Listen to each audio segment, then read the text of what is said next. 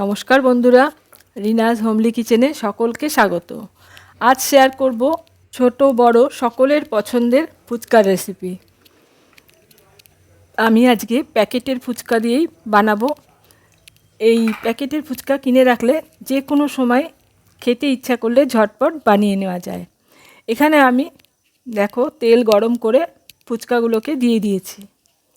ফুচকাগুলোকে প্রথমে ভেজে নেব।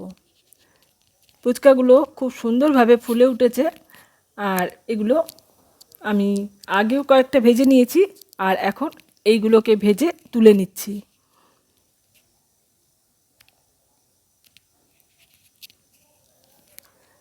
সমস্ত ফুচকাগুলো দেখো খুব সুন্দরভাবে ফুলে উঠেছে আর ভাজা হয়ে গেছে।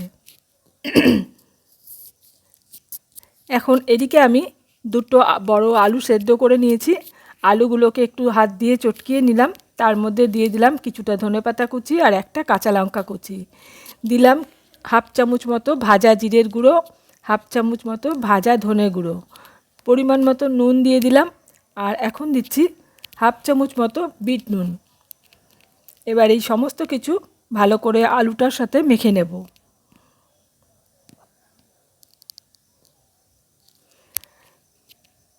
হঠাৎ করে ফুচকা খেতে ইচ্ছা করলে বাড়িতে তোমরা এইভাবে বানিয়ে নিতে পারো।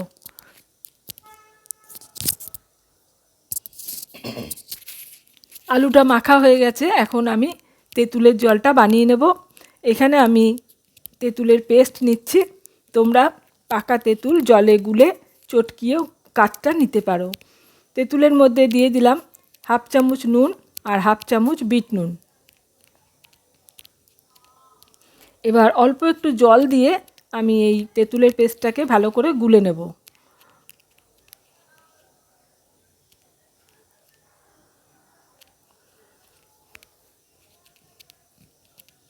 এবার এর মধ্যে আরও কিছুটা জল দিয়ে দেব, আর দেব এখানে একটু গন্ধরাজ লেবুর রস।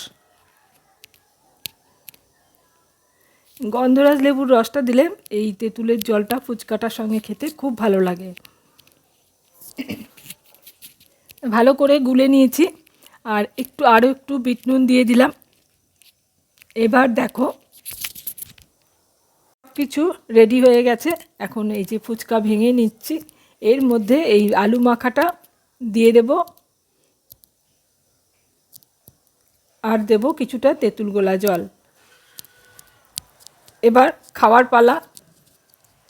দারুণ টেস্টি এই ফুচকা তোমরা খুব সহজেই বাড়িতে বানিয়ে নিতে পারো। ভিডিও ভালো লাগলে লাইক, শেয়ার আর আমার চ্যানেলটা সাবস্ক্রাইব করার অনুরোধ রইল।